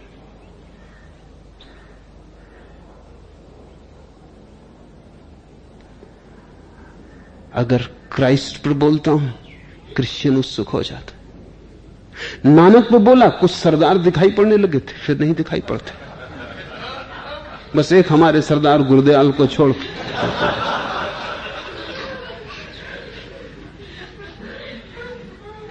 नहीं, जिक्र यार से कुछ मतलब नहीं, अन्यथा ये तो बहाने हैं। उसी की याद कर रहे हैं बहुत बहुत बहानों से, पता नहीं कौन से बहाना ठीक पड़ जाए, किस मौके पर घटना घट जाए, बीज उतर जाए।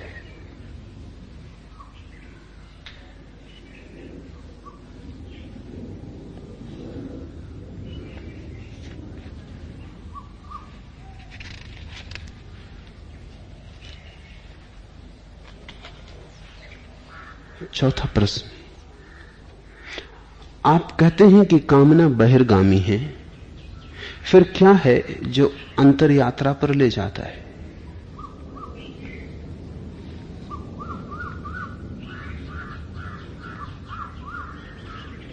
संसार में हार जाना,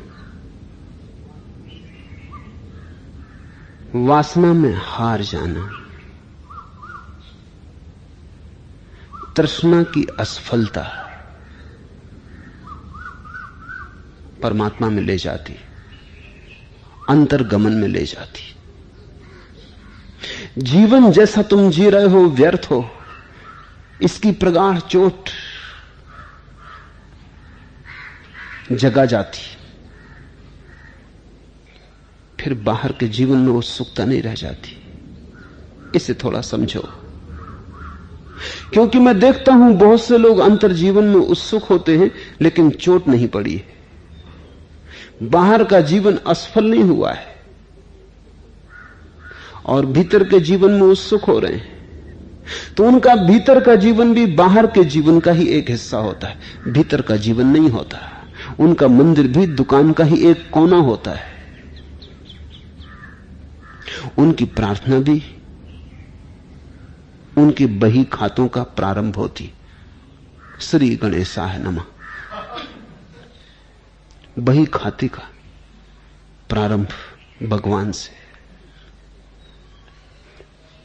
ठीक से चले दुकान,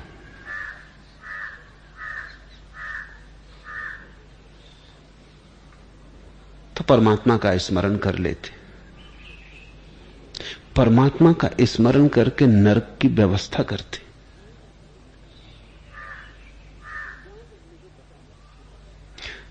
जहां तक मुझे पता है, इन दुकानदारों ने नरक के दरवाजे पे भी लिख दिया होगा श्री गणेशाय नमः। उनकी यात्रा तुमने चोरों को देखा, चोर भी जाते हैं चोरी को तो भगवान का नाम लेके जाते। मेरे पास आ जाते हैं ऐसे कुछ लोग, वो कहते हैं आशीर्वाद दे दें, इच्छा पूरी हो जाए। तुम इच्छा तो बताओ। आप तो सब जानते ही हैं, किसी को मुकदमा जीतना है।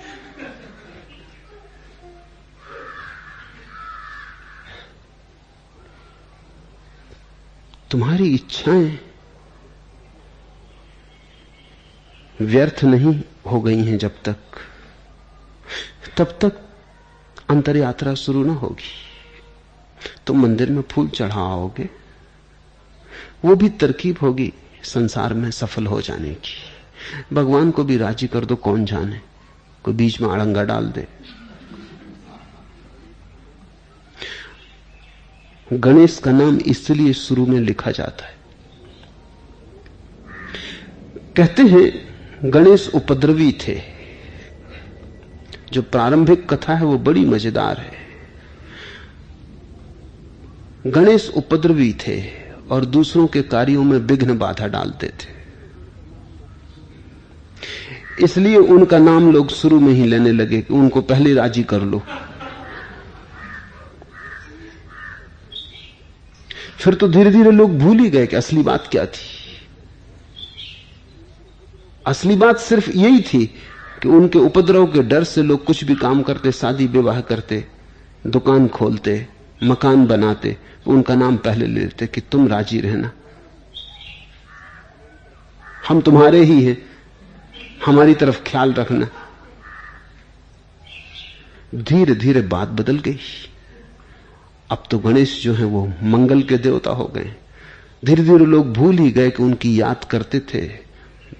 उनके विघ्न, उपद्रव की प्रवृत्ति के कारण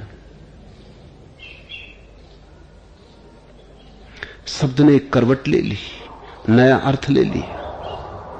लोग मंदिर में फूल चढ़ा आते, मजार पर हो आते हैं फकीर की, ताबीज बांध लेते हैं धर्म का, लेकिन संसार के लिए। पूछा है, आप कहते हैं कामना बहिर्गामी है, समस्त कामनाएं बहिर्गामी है, कामना मात्र बहिर्गामी है। भीतर ले जाने वाली कोई भी कामना नहीं। कामना ले ही जाती बाहर है। तो स्वभावतः प्रश्न उठता है, फिर हम भीतर कैसे जाएं? क्योंकि जब कोई कामना ही भीतर जाने की ना होगी तो हम भीतर जाने का प्रयास क्यों करेंगे? बड़ा महत्वपूर्ण प्रश्न है। फिर क्या है जो अंतर्यात्रा पर ले जाता है? वासना की असफलता, कामना की विफलता, संसार की पराजय। भीतर जाने की कोई वासना नहीं है। जब सभी वासनाएं हार जाती हैं तुम अचानक भीतर सरकने लगते हो। जब सभी वासनाएं हार जाती, तुम बाहर नहीं जाते, बाहर जाना व्यर्थ हो गया, और तब अचानक तुम भीतर खींचे जाते हो। इस फर्क को समझ लेना, भीतर कोई नहीं जाता, तुम बाहर जाते हो, बाहर जा सकते हो, भीतर खींचे जाते हो। इसलिए भीतर पहुंचना प्रसाद रूप है। बाहर भर मत जाओ, भीतर खींच लिए जाओगे। तुम बाहर पकड़े हो जोर से किनारों को, इसलिए भीतर की धार तुम्हें खींच नहीं पाती। तुमने नाव को किनारे की खूंटियों से बांध दिया है, अन्यथा नदी समर्थ है इसको ले जाने बड़ी दूर की यात्रा पर। वासना नहीं है भीतर जाने की कोई, मोक्ष की कामना कोई भी नहीं होती। जब कोई कामना नहीं होती तब उस दशा का नाम मोक्ष है। मेरी शिकस्त मेरी फतेह का रसूल बनी, मेरी शिकस्त ही तो इदराक का उसूल बनी। मेरी शिकस्त, मेरी हार, मेरी पराजय, मेरा संसार में व्यर्थ हो जाना, मेरी गहन निष्फलता, मेरी शिकस्त मेरी फतेह का रसूल बनी, वही मेरी विजय का पैगंबर बन गई, अंतर विजय का। मेरी शिकस्त ही तो इदराक का उसूल बनी, और बाहर का हार जाना ही तो भीतर के ज्ञान का आधार बना, सार सूत्र बना, उसूल बना। इसलिए मैं तुमसे कहता हूं, बाहर से भागने की जल्दी मत करना, हार ही जाओ। एक बार हार ही लो, एक बार बुरी तरह पराजित हो जाओ, एक बार इस तरह हारो कि आशा जरा भी ना बचे। आशा का जरा सा भी सूत्र बच जाए तो तुम भीतर न जा सकोगे, तुम एक खूंटे को बाहर पकड़े ही रहोगे। तुम कहोगे अभी शायद कुछ और हो सकता है, शायद कल, आज नहीं हुआ कल, परसों थोड़ी और प्रयास कर लें, थोड़ी और चेष्टा कर लें। जल्दी क्या है? जब सभी आशा अस्त हो जाती है,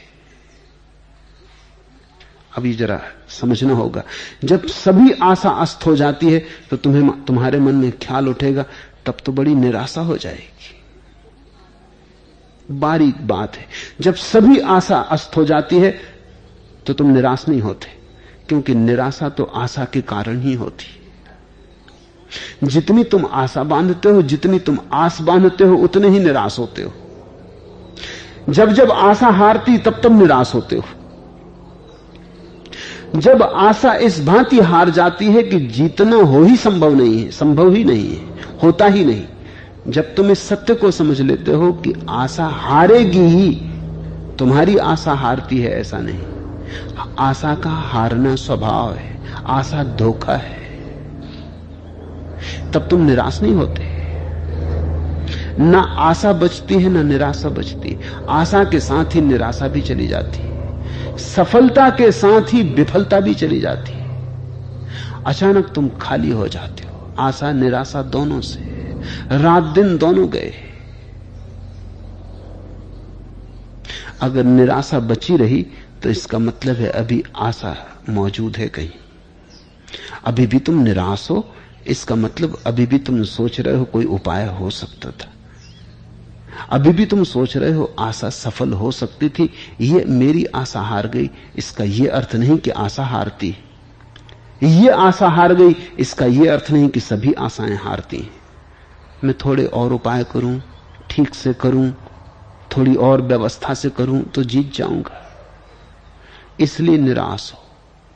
अगर आशा मात्र का स्वभाव विफलता है तो निराशा का कोई कारण न रहा। बुद्ध को बहुत लोगों ने निराशावादी समझा है, क्योंकि वो कहते हैं संसार दुख है, जीवन दुख है, जन्म दुख है, मरण दुख है, सब दुख है।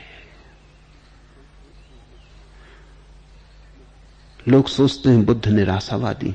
नहीं, बुद्ध तो केवल सत्य कह रहे हैं, जैसा है वैसा कह रहे हैं, निराशावादी नहीं। बुद्ध के चेहरे पर निराशा की छाया भी नहीं, आशा की रुग्ण चमक भी नहीं है, निराशा की अंधेरी छाया भी नहीं। बुद्ध बिल्कुल शांत है, न आशा है न निराशा है।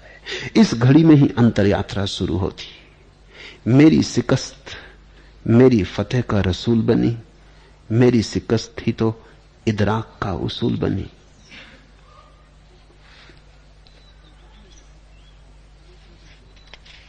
आखिरी प्रश्न। कल आपने कहा कि आदतों को ही ग्रंथि कहा गया है जो जीवन को जकड़ लेती हैं। क्या आदत और आदत में भेद नहीं? वैसे तो चलने से लेकर लिखना तक आदतें ही हैं। फिर क्या सभी आदतें जड़ता लाती हैं? और क्या संभव है कि सबसे मुक्त हुआ जाए? आदत जड़ता नहीं लाती। आदत तुम्हारी मालिक हो जाए तो जड़ता लाती है। आदत को छोड़ना नहीं है, आदत के ऊपर उठना है, अतिक्रमण करना है। तुम जो करो उसमें मालिकियत तुम्हारी रहे। आदत का उपयोग करो, खूब करो, करना ही पड़ेगा। आदत उपकरण है, साधन है। तो पहली तो बात ये ख्याल में ले लेना, बोलोगे तो आदत है, उठोगे तो आदत है, चलोगे तो आदत है, लेकिन यह ध्यान रहे कि मालिक कौन है। अगर चलने की आदत के कारण चल रहे हो और तुम्हें चलना नहीं है, तुम कहते हो हे भगवान बचा, चलना नहीं है लेकिन आदत है, तो चले, क्या करें? धूम्रपान करना नहीं लेकिन कर रहे हैं, क्या करें? आदत है, बचाओ। आदत मालिक हो बस तो जड़ता लाती है। तुम आदत के मालिक हो, फिर कोई हर्चा नहीं, फिर कोई बात ही नहीं। फिर तुम्हें धूम्रपान करना हो तो मजे से करो, ना करना हो ना करो। इतना ही ध्यान रहे कि तुम मालिक हो।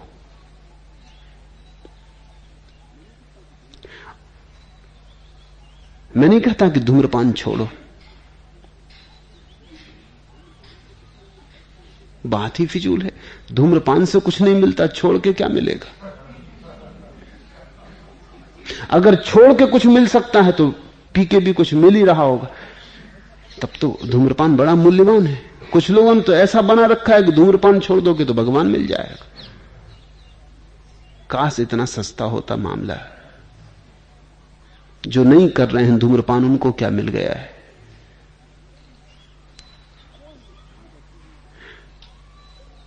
कोई आदत महत्वपूर्ण नहीं है। महत्वपूर्ण बन जाती है अगर मालिक हो जाए, खतरनाक हो जाती है। और मजा यह है कि अगर तुम अपनी आदत के मालिक हो तो बहुत सी आदतें अपने आप छूट जाएंगी, छोड़ना ना पड़ेंगी, क्योंकि वो व्यर्थ है। धूम्रपान पाप नहीं, मूढ़तापूर्ण है। पाप मैं नहीं कहता, पाप क्या है उसमें? एक आदमी धुएं को भीतर ले जाता, बाहर लाता, इसमें पाप है? थोड़ा सोचो भी तो, धुएं की माला फेर रहा है, इसमें पाप कहां हो सकता है? मूढ़ता समझ में आती है कि मूढ़ है, नहा की फेफड़ों को खराब कर रहा है।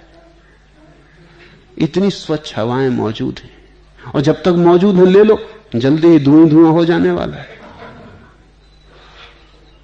इतनी ताजी हवाएं मौजूद हैं। अगर फेफड़े में कई ज्यादा अभ्यास करना है, प्राणायाम करो, स्वच्छ हवाओं को भीतर ले जाओ, सुवासित हवाओं को भीतर ले जाओ, उनकी माला जपो। रोग भीतर ले जा रहे हो, पाप कुछ भी नहीं है, मूढ़ता है। पाप कहना बहुत बड़ा शब्द हो गया। इतनी छोटी बात के लिए पाप नहीं कहना चाहिए, और ऐसी छोटी छोटी बात के लिए लोग नरक में सड़ाए जाएं, ये भी जरा जस्ता नहीं। पहले इनने गलती किया, भगवान कर रहा है। पहले ये धुएं में पड़े रहे, भगवान इनको धुएं में डाल रहा है, आग में उतार रहा है। ये कुछ जरा जरूरत से ज्यादा मामला हो गया। बड़ी निर्दोष सी मूढ़तापूर्ण बात है। पकड़ उसकी इसमें है कि तुम उससे छूट नहीं पाते, मालिक नहीं हो। और तब मैं तुमसे कहता हूं कि अगर तुम बुरी आदतों के मालिक नहीं हो तो वे बुरी तो हैं ही, अच्छी आदतों के भी अगर तुम मालिक नहीं हो तो वे भी बुरी हैं।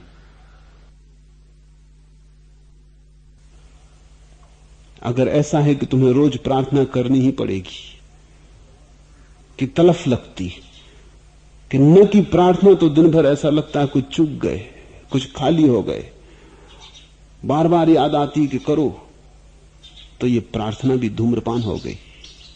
ये आदत जरा बड़ी हो गई, तुमसे बड़ी हो गई। कोई आदत तुमसे बड़ी ना हो। मजे से प्रार्थना करो, लेकिन मालिक तुम ही रहो। किसी दिन न करनी हो तो ऐसा ना हो कि आदत करवाए कि करना पड़ेगी। बस आदत तुम्हारी मालकियत न अपने हाथ में ले ले, फिर कोई चिंता नहीं। मजे की बात यह है कि जैसे ही तुम मालिक हुए, व्यर्थ आदतें अपने आप छूट जाएंगी, क्योंकि उनको करने का कोई अर्थ ही ना रहा। वो तुम इसलिए करते थे कि तुम मालिक ना थे, और आदत तुम्हें मजबूर करती थी कि करो, और तुम्हें करनी पड़ती थी। तलफ का मतलब क्या होता है? मजबूरी। एक बेतहासा जोर उठता है भीतर के, पियो सिगरेट, न पियो तो मुसीबत, पियो तो मुसीबत, पियो तो पाप कर रहे हो, न पियो तो ये बेचैनी पकड़ती है, सारा शरीर जकड़ता है, कुछ मन नहीं लगता, कुछ करने में मन नहीं लगता। एक झंझट खड़ी हो गई है। झंझट धूम्रपान की नहीं, न माला जपने की है। झंझट इसकी है कि तुम आदत को मालिक बन जाने देते हो। अगर आदतें ही तुम्हारी छाती पर मालिक हो जाएं, पत्थर की तरह छाती से लटक जाएं, और तुम डूबते चले जाओ, तो जड़ता आ जाती, ग्रंथि बन जाती। निर्ग्रंथ होने का अर्थ कोई आदत नहीं। कोई आदत नहीं होने का यह मतलब नहीं है कि तुम चलोगे कैसे, फिर बोलोगे कैसे, फिर भोजन कैसे करोगे, स्नान कैसे करोगे। कोई आदत न होने का मतलब यह किसी आदत की कोई मालकियत नहीं। जब जरूरत होती है उपयोग कर लेते हैं, जब जरूरत होती है नहीं होती तो उठा के अलग रख देते।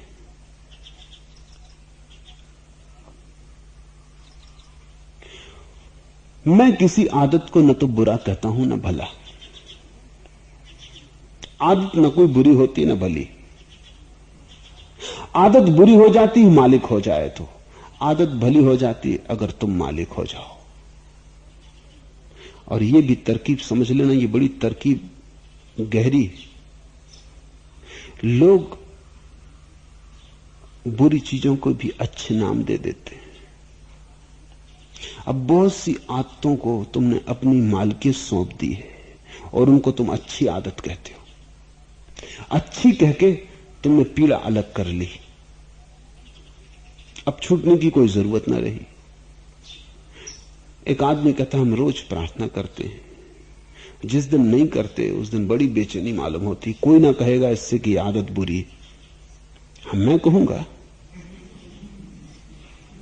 कि यह आदत बुरी है, इसे छोड़ो। अन्यथा कोई ना कहेगा, क्योंकि तो धार्मिक आदत अच्छी आदत है, इसको थोड़ी छोड़ना है। लोग कहेंगे तो बहुत ही अच्छा है कि प्रार्थना की तलफ लगती, ये तो बड़े तुम्हारे सौभाग्य।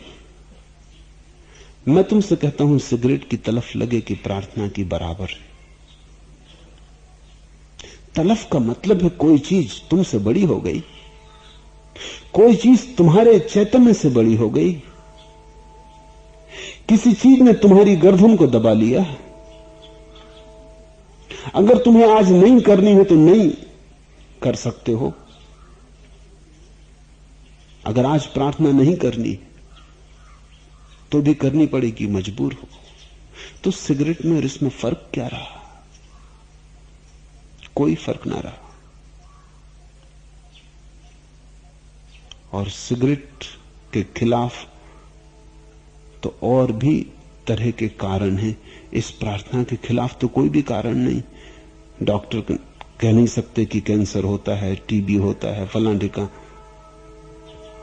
प्रार्थना इसमें न टीबी होता न कैंसर होता। ये आदत तो बड़ी साफ सुथरी है और इसलिए और भी खतरनाक है।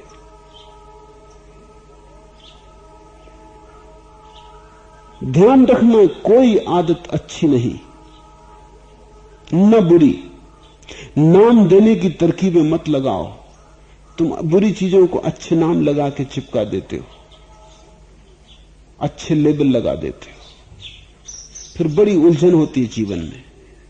मेरा हिसाब बहुत सीधा सादा है, तुम मालिक तो अच्छा, फिर चाहे आदत शराब पीने की ही क्यों ना हो, तुम मालिक अच्छा। तुम निर्णायक हो। अगर तुम यही निर्णय करते हो कि जहर पीना है, जहर पियो, तुम्हारी स्वतंत्रता है। लेकिन बस इतना ख्याल रखना कि बेईमानी ना हो, ये तुम्हारी स्वतंत्रता हो। ऐसा ना हो कि तुम हो तो मजबूर और कहो कि नहीं स्वतंत्रता से पीते, और हो मजबूर, बिना पिए नहीं रहा जाता। धोखा मत देना, क्योंकि धोखा तुम अपने को देते हो, किसी और को नहीं। और मैं तुमसे ये भी कहता हूं, अगर प्रार्थना और इबादत की आदत भी तुम्हारी मजबूरी बन गई हो तो बुरी। नाम बदलने से कुछ भी नहीं होता, पर नाम बदलने का काम चलता है। भारतीय पार्लियामेंट में हिमालय में पाई जाने वाली नील गाय को मारने का सवाल था। गाय जैसी होती है और खेतों को नुकसान कर रही थी, और संख्या उसकी बहुत बढ़ गई थी 1952 के करीब। तब गाय को कैसे मारना? नील गाय, उसका नाम गाय जैसा है, वो गाय है नहीं, वो गाय जैसी है।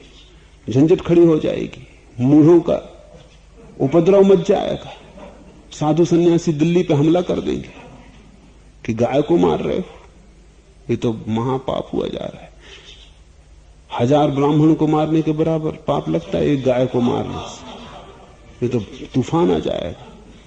तो राजनीतिज्ञों ने होशियारी की, पहले उन्होंने उसका नाम बदल दिया, नील घोड़ा। बात खत्म, अब मजे से मारो। कोई ना उठा, न कोई शंकराचार्य, न कोई साधु सन्यासी, कोई दिल्ली की तरफ ना गया। बात ही खत्म हो गई। नील घोड़ा है, इसको मारने में क्या हर्ज। लेकिन मर वही गाय रही है। वादे सरसर को अगर तुमने कहा मौजे नसीम, अगर आंधी अंधड़ को तुमने सुबह की ताजी हवा कहा, धूल धमास से भरे हुए, गुबार से भरे हुए अंधड़ को, वादे सरसर को अगर तुमने कहा मौजे नसीम, इससे मौसम में कोई फर्क नहीं आएगा। क्या फर्क पड़ेगा? तुम आंधी को, अंधड़ को, धूल धमास से भरे हुए उपद्रव को मलय समीर कहो, मलयानिल से आती सुबह की ताजी हवा कहो, इससे मौसम में कोई फर्क नहीं आएगा। नामों में बहुत मत उलझो, नाम बड़ा धोखा देते। नामों के कारण हमने कई तरह की तरकीबें लगा ली। अच्छी आदत कोई उसके खिलाफ नहीं, मैं हूं उसके खिलाफ। बुरी आदत सब उसके खिलाफ है, मैं उसके खिलाफ नहीं। बुरी और अच्छी की मेरी परिभाषा सिर्फ इतनी है और सीधी साफ है। आदतों से इसका कोई संबंध नहीं है, मालकियत से संबंध है। जो आदत तुम्हारी मालिक हो गई, जिसकी कैद तुम्हारे ऊपर ठहर गई, जो तुम्हारे हाथ में जंजीर बन गई, वो सोने की भी हो, हीरे जवाहरात भी जड़े हो, तो भी बुरी। जिसके तुम मालिक हो वो आदत भली।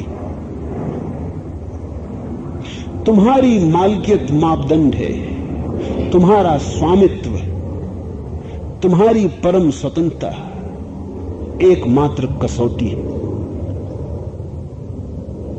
आज इतना।